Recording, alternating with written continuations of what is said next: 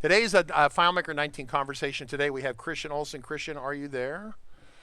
Yes, sir. Loud and clear. Yeah, the audio sounds much better. So you missed the part where we had to tell Christian to turn off his TV set. He was watching Dora the Explorer while working in FileMaker, which makes for a very awkward conversation to have. And so we're going to be doing a little bit more add-on module work today. Once again, the documentation for that is, well, we found some of the documentation is not even really accurate. So really there's two parts. It's a 19 conversation. It's how to bring your solution up to 19. If you have specific questions, ask your questions. Should I use 19.1? 2, what version are you on right now? What are the complications of that? What should you expect to see? What should you be thinking about? Let's pivot into the conversation about FileMaker 19. Do you need it? Do you want to use it? One of the things I wanted to point out as I was looking at a web page here, I'm obviously talking about the broadcast schedules and our bundles and things like that. But I wanted to go to the, there are people pointing out there are some bugs in 19. So far, they're pretty lightweight. This is a bug right here about if you're using an older theme. It's called the Wave Touch theme. It's kind of a BS bug. FileMaker goes, well, you know, we told you we were deprecating this. Yeah, and so what happens is that, yeah, it's a Wave Touch theme and it doesn't really work. And what happens is that the colors change a little bit. So it goes from this look up here to one here. It's pretty close, but once again, as I was pointing out in the broadcast that everyone was listening to, that Nick Hunter isn't here. Steve Jobs is obviously not here. Nick Hunter is not here. Both those two people would lose their minds if the interface design changed between releases. They would lose their stuff. And so once again, we deliberately didn't invite Nick today because I didn't want to have him say it's mandatory that the interface is beautiful, right? So very important. And then we got people from Germany here and Oregon. Second Oregon Dean, welcome once again. Sorry about not mentioning you earlier. I did mention you, just no one could hear it. So Christian Olson, what are we doing today? What is happening? We're going to continue the conversation from the add-ons. So I'll do a slight refresher on last week where we showed the basic structure of how you make an add-on. And then we're going to go from that to how do you make an add-on with relationships and how do you make an add-on with join table relationships and kind of see where the conversation kind of goes from there. And then you and I will probably have some colorful commentary about these new features and tools. Cool. All right. So why don't you get us caught up on the add-on modules? I don't know if for those of you who saw us last Wednesday, we kicked this topic over. If you weren't here last Wednesday, let me know. I'd like to get an idea. I'm going to do a quick refresher. Oh, sorry, I didn't mean to cut you off there. Yeah, go ahead. Yeah, we'll do a refresh. So, yeah, I want to just briefly refresh what we did last week. And this conversation could go rather quick. It could take a while. Depends on the level of questions that come in. I do want to set the context here that, frankly, I'm still learning this. There very well is a question will come through I won't know the answer to. And I think the greater conversation that will come out of this is after I show you how all of it works, the so what. And we'll see what we get with that. So first, I'm going to open up a couple files from last week. And the first one is this Stripe Charge demo, which, again, I want to give credit to Jeremy over at Geist Interactive for making this for us. And then I'm going to also open an add-on loader from them as well. And as a quick refresher to those who were not here, your add-on is going to have a layout that it basically sends the directives, is the terminology I'm going to use here. And then it has to have a payload, and that payload needs to be a grouped object. In the next example I'm going to give, I'm going to really show you what that looks like. But briefly, I'm going to show it to you in this file. So if we look at the layout name here, you'll see that it has a very specific name here. FM add-on template directives _ and this is your localization. So in this case, it's English. This thing is very sensitive to how it's typed out, including the fact that you need 2 underscores to start this. So you must have a layout with this name, but you can have other layouts with whatever name you want. The other layouts generally are just going to come over exactly as you build them. This layout, on the other hand, is special. When you go into layout mode here, anything that's not in this grouped object will not come over. But if there's a button attached to a script, the script that it's attached to will come over. This object right here is referred to in the documentation as the payload, and it needs to have a specific name, specifically this text string, which will swap out the string for the UUID of the file. The discussion that we had last Wednesday is there are a number of IDs under the hood in FileMaker that we or users don't generally interact with. One of those is when a file is created at that time, a unique identifier is associated with it, and that is kind of how they track these different add-ons. So if you start playing with your own add-on, and I'll get into this a bit more, be very careful with that. So if you make add-on number 1 and then decide you're going to make add-on number 2, be cautious there because it might see them as the same one because it has the same UUID. I'll show you how to reset those and also talk about some practices. So we showed how this add-on can be made and added to a file, and I'm going to do that here real quick. Okay. So I've got this add-on loader here, which is a very, very basic file. When I push this button, it basically shows me the name of the FileMaker windows that are currently open. Demo up here in the right-hand corner, and Stripe Charge right here. So I'm going to go ahead and click on Stripe Charge. I'm going to install the add-on. On my other monitor, a window just came up, and basically a bunch of XML, JSON, what have you, is created in a hidden folder of your computer, which I'll probably show here again today. But once you do that, what it does, let's go over here. I should have showed this first, but again, Wednesday, you can find our video on this.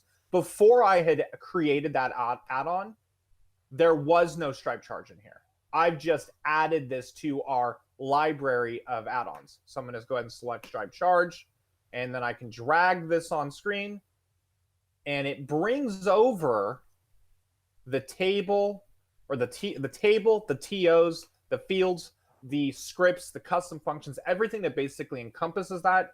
And the part that you drag on over here is that layout directives that we talked about. One of the questions last week was, can you uninstall an add-on? And the answer to that is yes. If you right-click on it, you can uninstall the add-on. What this will do is remove the table, remove the TOs, remove the layouts, remove anything that basically came with it. And again, just to refresh on this, the moment I install it, forget even dragging it over here. At the moment you do that, the table for it is created and all the things that accompany that add-on there. That's really good. Yeah, so it's important to understand that once you add it, even though you haven't dragged it on, you've installed 95% of it, and the last little bit will be when you drag it on the layout. Now, the other part of this to consider, to think about, is that down there, Christian, can you go back down there? I mean, it's last time, for those of you who remember last Wednesday, we were showing a kind of an unapproved version of the tool. And so can you go back and pop that open? And the Stripe Charge? You just pop up on where you're going to add it, right? So. Oh, gotcha. Yeah. 1 second. Yeah. So. And then if you go right down here, scroll on the bottom, and then just go and hold for a second. That's still kind of that weird little blanky thing. I'm not getting that. So, what FileMaker Claris is trying to do is they're going to have a bunch of officially approved add-ons that they're going to put in here. And if you saw the video from last Wednesday, maybe you saw some of that. And we had some kind of like some prototype, hypothetical things that they could put in here. And so it becomes a whole library in here that can go down. And what they're talking about doing is having like, these are the official Claris ones. And then down below that, you might have the official third-party ones that we approve that are from the store, etc. So this is all work in progress here. So what they were going to and they're planning on doing this over the next couple months, and you'll start to see these pop in here. I'm not entirely sure, if this is web-driven, if this section of content right here is actually web-driven, Christian, then they could substitute it without even doing an update on it. I just don't know what they're doing here. I don't get the impression this is necessarily web-driven content. But they're going to be pushing out frequent updates. We talked about rolling releases, not big annual releases, right? And so what ends up happening is that, let me go and make it bigger here, but then when I'm waving my hands around, people can see what's going on here. So the idea basically is that, that you could actually theoretically make a product, put it in a Claris marketplace and sell it. Now, I think that's a big bridge. Everyone would say, "Oh, I could make some code, make $1 million." But I mean, that's a big ask. You have to be basically a serious JavaScript, CodeMonkey to be able to, and then have a really great idea for a tool that doesn't already exist. See, the reason they've done a lot of this is a lot of this technology is already built, these add-ons. A lot of these add-ons are already out there.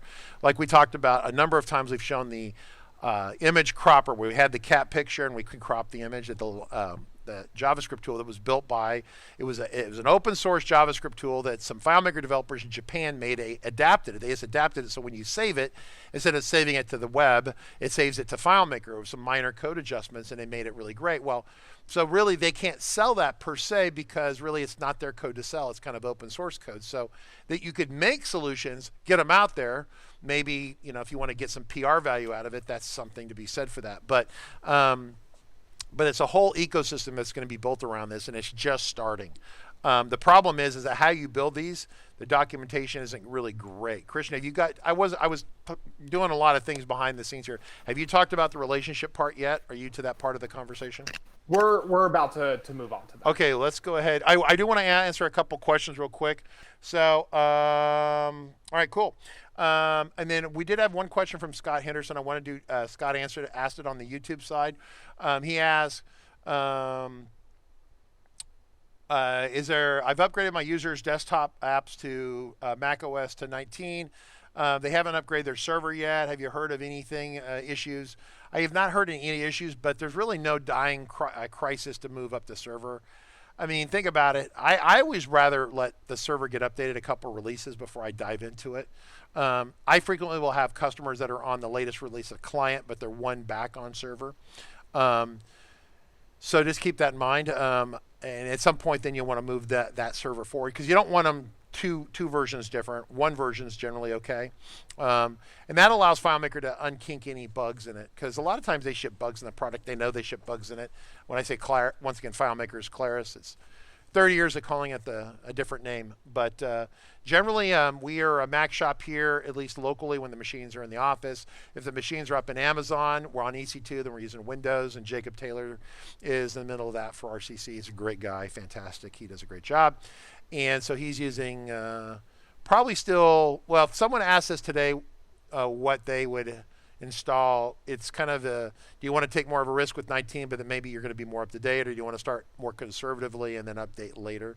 And then, of course, updating it, there's more time and investment to go back and update that. Paulo asked, does anyone know if there's a FileMaker community in Portugal? And I have no visibility on that whatsoever. I do know that we have several FileMaker Spanish people working for RCC, so if you need help with Spanish, and you want a FileMaker coach that can help you at a discounted hourly rate, or more of a senior person to help you out with FileMaker doing development in Spanish, definitely send an email to support at RC Consulting, and we will connect you with our Spanish team. That's pretty awesome. And then, yeah, Paul, I know it's off topic, but I'm happy to answer the question. And then iMog's got a really good question. I don't know that we really want to go after it today. We might save it for a day or two, maybe tomorrow. And that's really about when someone says that they hate FileMaker, they don't like FileMaker. Access is the same as FileMaker, right? It's not. Excel is the same as FileMaker. It's not. But then I did bring up a question that one of the video watchers, and I can't even pronounce the guy's name, sent me an email about how Google Sheets had kind of this collaborative ability a little bit. But the issue is it's just not an Excel spreadsheet is a way of looking at a lot of columns, and it has some kind of fancy stuff on it, but at the end of the day, it's columns of data, right? And you can, how you update it and do things like that. And I've seen people put some really amazing user interfaces on Excel, but literally that's that old analogy, lipstick on a pig. If you've never seen that, just Google image of lipstick on a pig. It's only so far you can carry something, trying to make it something it's not, right? That's like having a 40-year-old car and then going racing with it, right? And it's in its original condition. It's just not going to turn out well for you. And then Oregon Dean says, yeah, FileMaker 19 client works with 18 server here. Yeah, it works fine with that. The only question, see, the thing is, if you make the decision today, are you betting that there's no serious bugs with 19, or do you just want to go with 18 like V4, 1804? And then in 6 months you patch to 19, or you update to 19. You're going to have to make two passes at it. Now the downside is you have to make a up install now and then a install later. but it's safer, but it takes more time and money to do that. So the question, if you just want to swing, it's called in baseball, American baseball, they call it swinging for the bleachers. You're taking huge swings with the baseball bat, really super power swings. It's not, and people tend to miss the ball more when they do that. But if you hit the ball, you hit a home run. And so it's called swinging for the bleachers is that term, that loose term. You hear me say that. It means someone is desperately trying to go for the long ball, but it's riskier. It's like trying to play the lotto and win $1 million. It's really a narrow. So yeah, Ron from MailSoft, yeah, said that he works nice and works good. So, Christian, we want to. Okay, so Bunny asked a great question right here. I'm going to ask one more question. These are like beginning questions along with advanced questions. Is FileMaker Mac compared to FileMaker Windows? The difference is the Windows interface versus the Mac interface. They are binarily. If you build a FileMaker file on the Mac, it works. It's binarily identical. That means the file's identical on Windows. Both Mac and Windows can read the file. You can share the file simultaneously. You can have Mac users using it or Windows users. What happens, the only difference that you need to worry about is the fact that if you put a font, Arial font on the Mac might look slightly different than the Arial font on Windows, and it might size a little bit. So if you get an interface where some of the text is cut off on Windows or on Mac, even when you go to the iPhone, there's really four. There's really four clients you have to think about. Pro Mac, Pro Windows, which have historically for the last 30 years I've been wrestling with that. And they're always off a little bit. You just got to check the interface. The scripts will work fine. The code works fine, but how the font will look a little bit different. Might be a little bit longer by a couple points. And if you have the little handlebars on your text real tight, then stuff will get cut off. So you have to kind of oversize it. There's some techniques for that. Then you have iOS, which width-wise is the same as the Mac, but it's taller. So if you have like 5 lines on a Mac and the box is really tight on that text, and you go to iOS, it's the same width, but it'll shift it down vertically, and you'll cut off a line. That's an iOS thing. And then, of course, you got WebDirect, which is a browser interface, which is totally going to be dependent upon the browser that you're on, which is Edge or Safari or Chrome, obviously, and then you have Chrome, mobile Chrome, whatever they call that for Android, and then mobile Safari. So there's a lot of, you can't have just one computer and test it. Realistically, every developer who's building applications, they have to have a Mac here, a Windows box here, and then they have to have some sort of iOS device right here. And then if you have some Android stuff with WebDirect, you need to have an Android little phone, so you're testing it out on the target machine. So that's very important. Okay, so what font works the best? Okay, so why don't we have a different conversation on, I'll bring Nick back on that, but there are some fonts that are safer to work between the platforms. Some obviously don't transfer at all. So let me get with Nick on that, see if I can bring him back. Maybe later this week we can have a conversation about that, about building on one platform and then how that translates to another platform. That's Ron asking that question, Christian. Yeah, so he uses a lot of Verdania. So Elzo from Brazil says he uses a lot of Verdania cross-platform. Once again, the best way is just to sit and have both machines. I don't have a big Windows desktop. I have a laptop that I can pop up, and I'll go get it and sit here and look at it. And then you're like, holy cow. But I'm not a Windows guy, so I only look at it if I have to. Then you got people who are Windows people. They don't look at Mac unless they have to, right? It's just kind of what you prefer. So Christian, go. Got it. One thing I want to go a little off topic here, but it was a question from the last time I presented in the script workspace. Of course, I have no scripts in here. People noticed that there were colors here, set field, set variable. There was a number of different colors in here that was nice. And so if you recall that, I want to show everybody. The question was, is that the Monkey Bread plugin? Because I typically use the Monkey Bread plugin to do that. So one little cookie here that a lot of people might not know, when you have the script workspace open and you go to view, there is a script workspace preferences option. And I tend to like to turn this off so new scripts aren't checked. But here's that color syntax where you can actually come in and do the coloring yourself. In fact, it looks like since I reinstalled FileMaker today, it changed my colors. That's awesome. So I wanted to show off that trick because it's something I really like. And I'm going to go back to what we're doing here now. So okay, but I'm going to interrupt. Yesterday we were doing some coding and scripting, and as we were writing in a calculation formula, the colors were changing because the parentheses weren't balancing, for example, and Monkey Bread is showing you that. So that's what Monkey Bread is great. And that's if you use Monkey Bread free and you don't buy all the licenses for it. So Monkey Bread, everyone should use it just for a couple things that it does. That's just awesome. And there is a new version for 19 out now.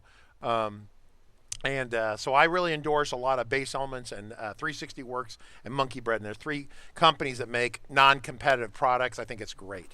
So anyway, sorry about that, but it was part of yesterday's conversation. Yeah, no, and I just want to echo on that what you're talking about there, when it will highlight sections red. For example, if you try to use a variable in a calculation and that variable wasn't set above, it'll highlight red. This is huge for me because, as many as my clients know, my kryptonite is spelling something wrong. And so I might spell a variable different as I go down the script. And Monkey Bread helps me catch those stupid mistakes so that I'm not racking my head trying to figure out why my script won't work. Back to the add-ons, I do want to set the stage on one more thing kind of related to that, which is, oh, this is embarrassing. Give me 1 second. So I reinstalled FileMaker today, and I do not have the advanced tool set up. So we're going to restart FileMaker real quick. Yeah, that's because I told him he couldn't show the ETS version with all the other secret add-ons anymore. Because I was on the screen, you guys remember last Wednesday, I was scribbling out all the stuff that you couldn't see because it was secret, and FileMaker said, yeah, we're going to remove it, so don't really talk about it or show it too much. So I'm over here drawing pictures. There we go. Okay, so to kind of set the stage on this, we've already talked about how certain layouts and certain objects need to be named certain ways. And so I want to back up on one of the things that I generally like about FileMaker. Whether it's in the script workspace or the calculation engine, FileMaker really tries to hold your hand. So if you come in here and you start to write a case statement and you screw something up and you try to hit monitor, it will bring you to the last place that you made a mistake.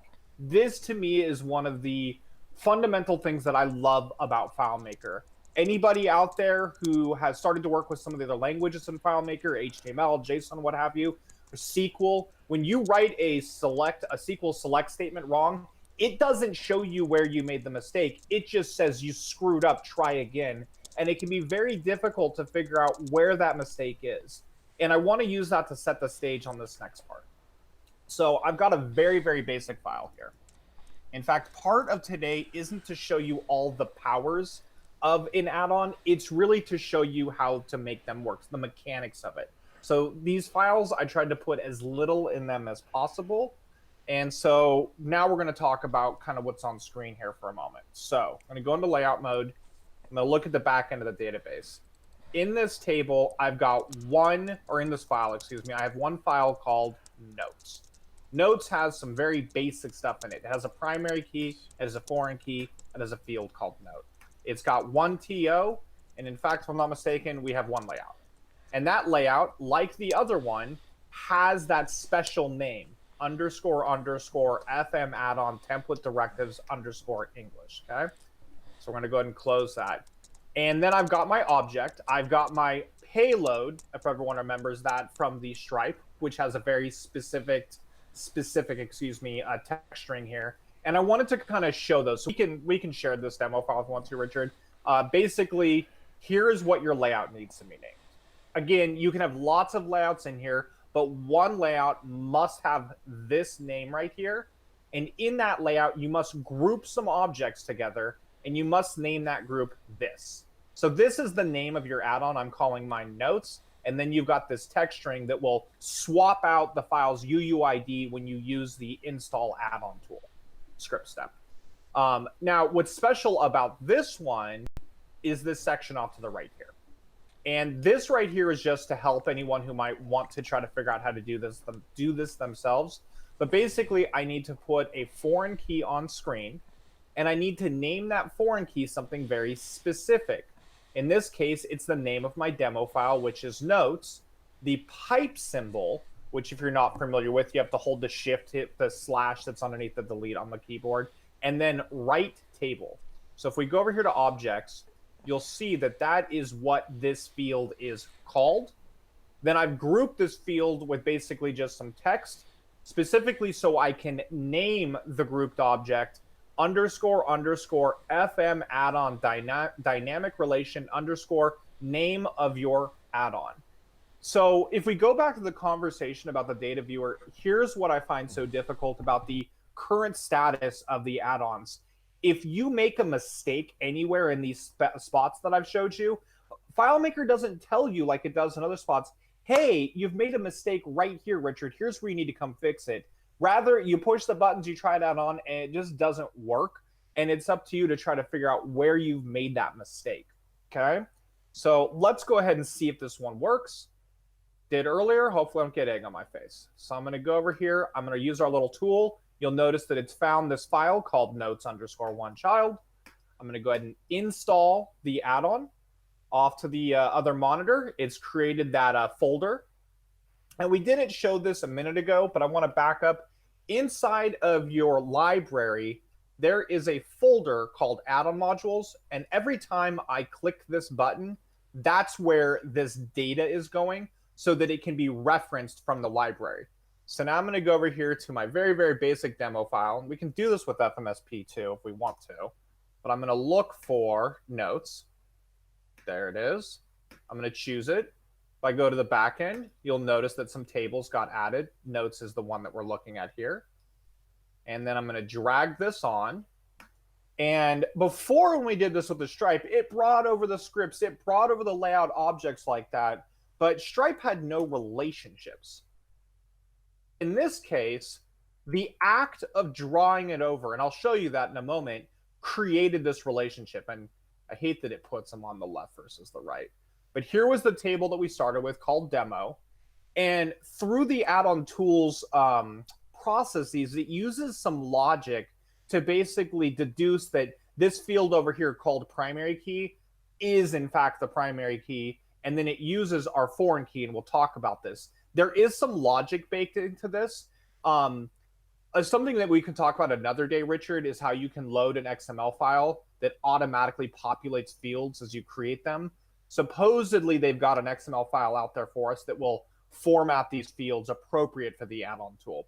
But generally, if you just make a primary key with a UUID, or as we found together, use the serial function here, then it will ascertain that that is a primary key. So let's go back and look at this again and see exactly what happens here. So I'm going to uninstall the add-on. Feel like a magician. Look, there's no rabbit in the hat. You know, we don't have notes over here right now. We just have demo. You guys can ignore demo too. Relationships, we have our 1TO. And if I go look at the layouts, you can ignore these ones, but I just have demo, okay? Now I'm going to go ahead and install notes. You're going to go back to manage database. It's now birthed a table for us. It's created a TO that is detached from demo. And it did not make a layout. So the layout's directive layout doesn't actually get created. It's the only one that doesn't get added to the file. But now I'm going to drag the layout directives payload on screen. And that process right there creates this relationship here. So that's how it works when you have a simple add-on with one relationship. In fact, I want to go back to something that Melsoft asked, which was, what is the phone numbers add-on? So the way that I was looking at this notes one is basically what they have up here. The context of this add-on would be that you have a table for tracking people, and you want to record all the interactions or communications you have with that person so you can create many different notes related to that person. This add-on would allow you to do that.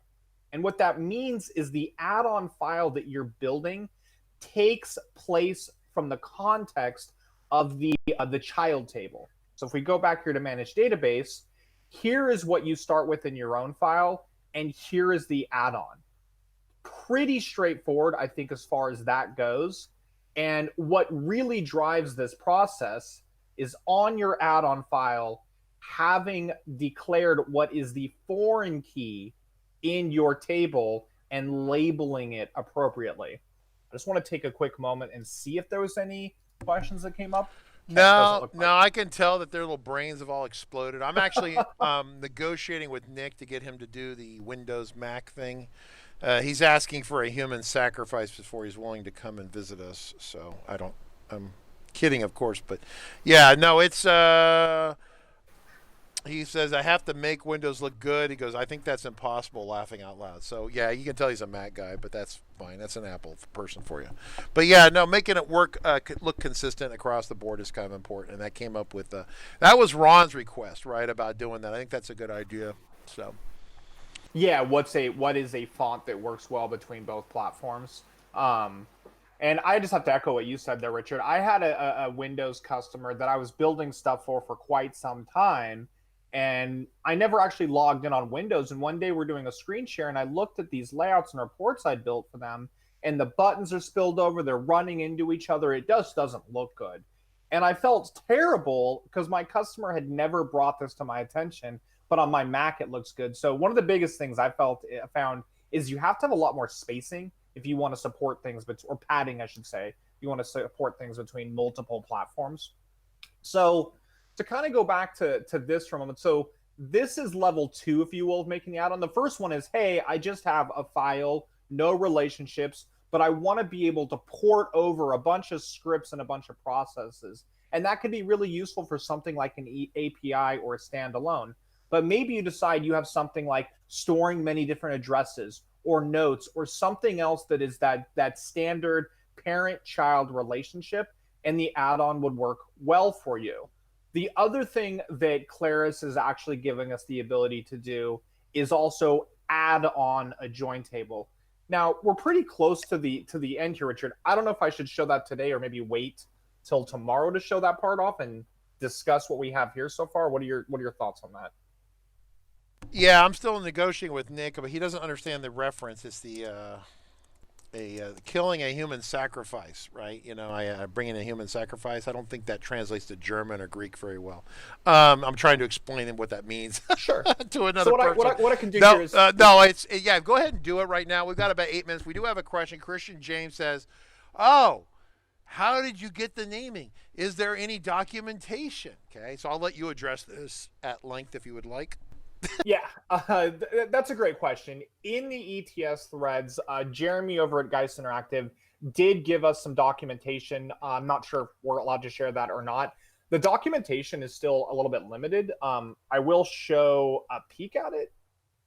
Well, yeah, the short version is that's published on a non-dispensable kind of location. So Yeah, so unfortunately, I won't share that, but there is limited documentation. yeah, there's no official documentation, and the documentation that exists is, you know, if you want to get into ETS and you need to send an email, well, first you need to be part of the partner program at Claris, and then once you're in that program, which is like $500 a year, then you could make a request to the product management team, and they can add you to the ETS. ETS is basically, it's called external testing service, basically a short version of basically alpha, not even beta testing, really alpha testing. Because once it gets to beta, FileMaker doesn't.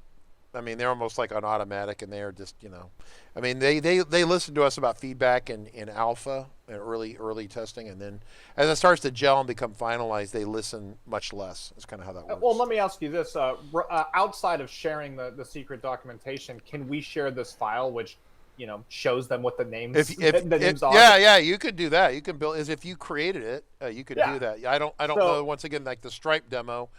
Can't really do that because that's, once again, not our intellectual property. But, I mean, the problem is that we're right on the edge of this. The FileMaker wants to talk about this, yet they don't want to give us the tools to talk about it. So it's kind of like, eh.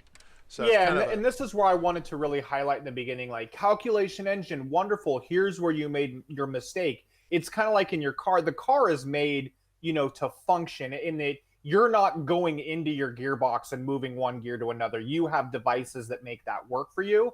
In this situation, I think FileMaker is going, hey, we have some really cool new possibilities, but we haven't built a shifter yet. So here, stick your hand in the gearbox, and here's how you change the gears between them. I'm a car guy. That's kind of the way that I see it. And that's what's really hard about this is I can break this simply by naming an object incorrectly. And it drives me nuts. I don't know that we'll get to the join table today, but I was stuck for quite some time because the documentation that I had said name one thing right table and another thing left table, and I got it working using the opposite. Because there's not a lot of documentation, it's hard to understand. Did someone just have a typo in there, or is there something else going on? But we can share this file that'll show you the naming conventions and the precursors, which is, to answer your question, Christian, you got to have the template with, or the layout with this specific name. You need to have this payload with a grouped object with this specific name. I have that here. I have that here. And then if you want to make a relationship, you have to have this object off to the side that is grouped, both with the special name on the grouped object and the key itself. I don't know if you all saw this, but when I drug this over to the new file, the payload is the only part that comes over. This part on the right is more like the instructions on how to draw the relationship. Now, it occurred to me last week that some of my excitement with the add-ons may have to come in the future because we're highly restricted in what these relationships can be. It is only a primary key to a foreign key. We can't have multi-predicated relationships. I can't use globals. And there's some other obstacles that I'm still running into trying to find some cool use cases. So we're near the end here. So I'll go ahead and I'll show the join table here quickly. Go ahead. Were you going to say something, Richard? Well, no, it's a good point. I am actually sitting here literally negotiating with Nick on this. And so just to give everyone just a quick update. So Nick will be the schedule. You can't see it yet, but I'm just going to give this to everyone verbally. Actually, I can. Let me just do. Well, you finish this, then we'll do the Nick upcoming schedule part at the end. Here, let's do that. Okay, can do. So I'm going to go ahead and move this one off screen, which again, more than happy to share that file. So here's another file that's very, very similar. In fact, it came out of that one. Again, if you use the same files, you got to be careful because they use the same UUID. So I duplicated the file on my Mac, and then I went up here to File, Manage, Security, went to the Advanced Settings, went to File Access, and Reset All. This was something new to me, that you can manually trigger FileMaker to reset all of the internal IDs in the system, which is necessary to change that UUID.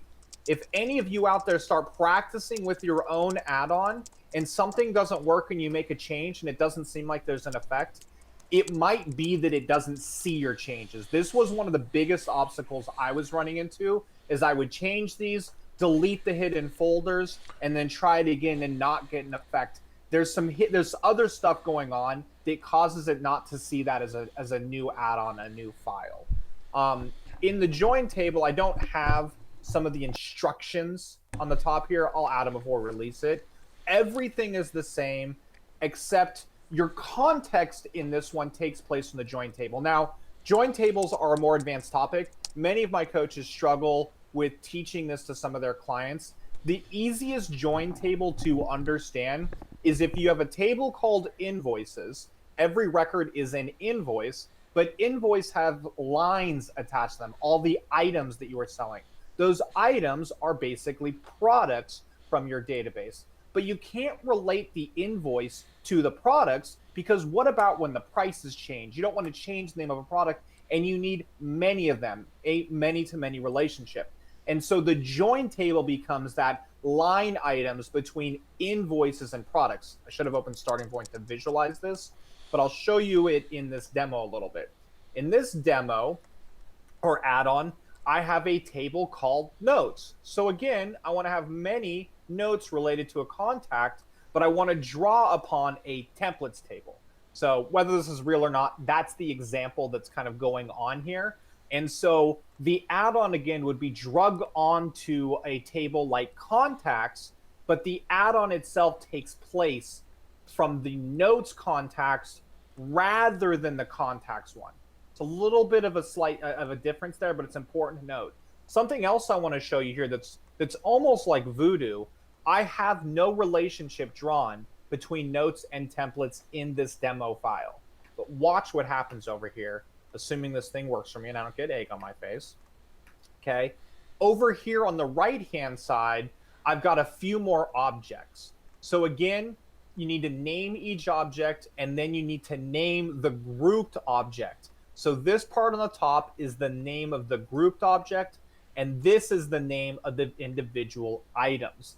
This is where I got tripped up. We'll probably have to go into more detail on it in the next stream, but basically the foreign key represents the table that you're dragging into this. So in this case, it can be contacts. The foreign key templates represents the foreign key for the table on the right, to this one right here. And then the last thing is the primary key from your table, if you will, to the right, or templates. Okay, so now we're going to go ahead and make this one into an add-on. And I know I went over that fairly quickly. So we're going to go ahead and do join. We're going to install add-on. It made me my handy little folder over here off screen when I can see it. I'm going to go over here to our demo file. I'm going to look for that add-on. There it is. I'm going to install it. Now, if we go to the back end, here is my base table that we started with. Here's templates, or excuse me, notes and templates. Not connected, 2 TOs, couple new tables, and in this case, I think we got a handful of layouts, but you don't have to necessarily worry about those layouts. Now I'm going to go ahead and drag this on screen. Okay, and let's see if it looks good or if I get egg on my face. This is the moment. There we go. That's much harder than it looks. Okay. So here's the table we're starting with our primary key, to our join table with our foreign key. Think of this as like ID contact. And then we have our key to templates. So if this was invoices, this would be line items, this would be products. Sorry, were you going to say that, Richard? Yeah, no, go and wrap up, and then because I want to address this this join issue here. So that's the short and simple of how you make one with a join table. We can jump more into the nitty gritty of that maybe at our next stream. But one of the conversation pieces I think that's going to come out of this is, so what? And that's what I'm currently experimenting with right now. But I think we've been given the tools for something that doesn't really exist yet. So think about this more as the tools on the table, and the so what is going to be what people watching the stream, people not watching the stream, people like myself are going to take and use those with. But we have the ability now to dump code, custom functions, almost a file. We can even draw a simple relationship, and we can even draw a many-to-many relationship. But there's still limitations with the add-on. And let me tell you, if you name one of these objects incorrectly, it just doesn't work. And it can be quite frustrating to troubleshoot what you've done wrong because there isn't much of a clue. But slowly you can get there. And I think that's my last little bit, barring there being any questions regarding this. Yeah, we're kind of running up against the wall here on the clock. So I wanted to address a couple things. So first off, in the video training, we even released this as a free video. I don't use the word join. Christian, these guys use the word join. That's fine. Not everyone has to love my training. But we specifically created a many-to-many relationships video. I posted it both in Twitch and in YouTube. And it goes through the practical mechanisms of understanding a join. In my opinion, and I'm not picking on Christian here in any way, it's kind of a standard database thing, but the word join table came up because the technical people who were building a database they weren't skilled enough to articulate in real human words what the hell a join table really was. And so instead of them trying to articulate it to normal humans, which is what I do, is professionally what we do as training, is they just call it join table and then just say, forget about it. If you're not smart enough to understand that, go away. This video, watch it. We spend a lot of time articulating very carefully, understanding what a join table is, but we don't use the word join because if you understand your business process, you will see processes where you already have this join table or this many-to-many schema set up, and you'll identify it for what it is. You'll see that you actually have these things, and so we do 2 different really good examples based upon customer feedback, and it's in that video. That video is worth your time, I guarantee it, unless you already understand this stuff, and then you're great. Now, changing the conversation, I'm going to pivot. Nick Hunter is actually listening right now. And he's watching. So what I need you folks to do in Twitch, And I will copy paste over from YouTube, but expressed your interest in a Nick session on Mac and Windows. And off we go. Oregon Dean, is there an organized YouTube playlist for free 1-hour sessions? Funny you mentioned that. So we don't like using YouTube because you're going to get totally distracted with cat videos and stuff, which really sucks. And so what we do have is we have this new amazing video player that went here. I'm going to pop it open. So this is the new video player for everyone. This is what you're going to get tomorrow. It doesn't say beta on it. Most of the bugs everyone's been reporting have been fixed. We don't do a playlist in YouTube because it'll try to run ads and commercials and all that kind of stuff for you. It really kind of sucks. So what we did one better. So this is a video player. It works great on Macs. It works great on Windows. There's no flash problems or anything with Windows. It just works. And so what it is, when you get this tomorrow, our training, you will get this player. And this is how it comes out of the box like this. And then in your email, you'll get the confirmation email code that's specific to you. And so if I put what you'll do is you'll come over here to your account, you'll paste in your license key, and then it turns all this stuff on for you. This is a free download additionally that will be going out tomorrow, so people can download it. All the live streams are on here, right? So as we edit them, the newest one's at the top, 523. So we're running about 3 days behind on them. We edit them, clean them up. So if I press like this right here, then it will start the broadcast. So these are all the free live streams that have been here, right? Obviously, you can come over here and select the course. This is the 19 course. So once again, if you have a subscription currently, either a complete bundle or the video only bundle, you'll get this player with the code. You put it in there, and you're all set. It's got some pretty neat features in here. This tool was built by Nick Hunter. It's pretty slick. We've made so these all say you have a subscription going and all that kind of thing. And down here are the legacy courses. Now understand, we're still trying to get 17 loaded. We got 18 loaded. We're trying to get 17 loaded. And so some of these might disappear near term because some of you are like going, hey, it's not here. That's because we're still cross-loading. Each of these courses is about 100 gigabytes per course, and we're uploading these to a business account in Vimeo. So as you watch the video, you're not going to be bombarded with cat commercials, beer commercials, Viagra commercials, Nick Hunter commercials on UI stuff. It's going to just be clean content without distraction. YouTube is really great if you want to go and click on stuff and not get any real work done for the day. It's a big, giant distraction. That's going to be it for today. Tomorrow we'll pick up the conversation. Anything else from you, Christian? I am good. Thank you, sir. Cool. Tomorrow, more FileMaker 19 stuff. We'll bring Christian back because you folks do seem to love him, other than him confusing everyone with the word join. Join. I hate that word. It just means nothing to any normal human. If you're a tech person, it means a lot. But this is normal human training. This is not mad scientist training. So let's just remember that, everyone. Have a safe day. Have a good day. We'll see you tomorrow at fmtraining.tv.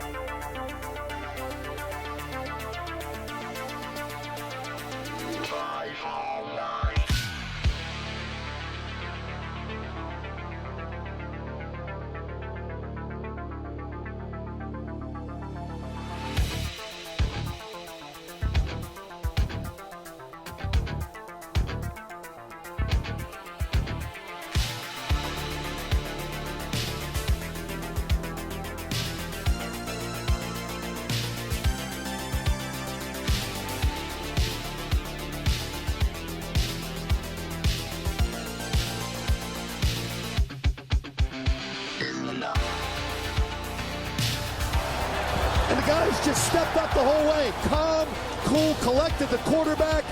Great read, good patience.